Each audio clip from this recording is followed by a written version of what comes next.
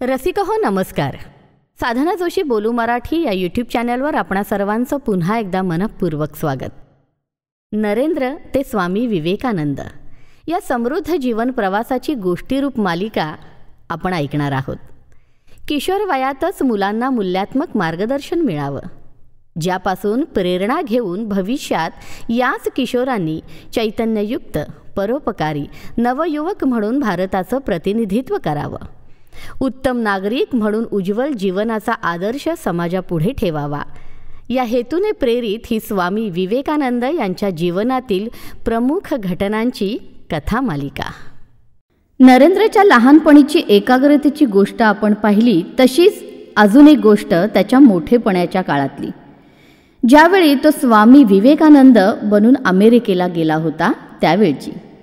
अमेरिकेच्या पश्चिम भागातील एका गावी व्याख्यान देताना विवेकानंद म्हणाले की ज्याला अंतिम सत्याचे ज्ञान झाले आहे तो सदा सर्वकाळ शांत आणि अविचल राहतो.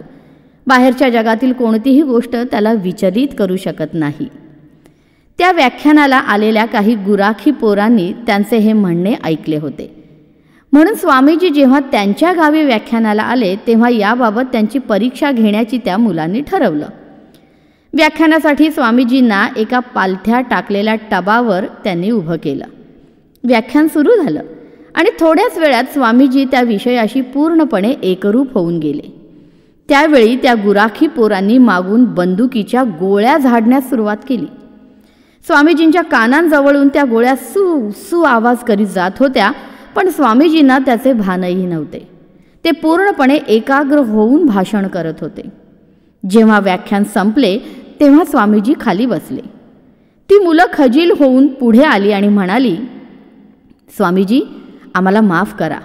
आपण फार थोर आहात. आपण जे मुखाने सांगता ते आचरणातही आणता हे आज आम्हाला सप्रत्यक्ष समजून आलेलं आहे.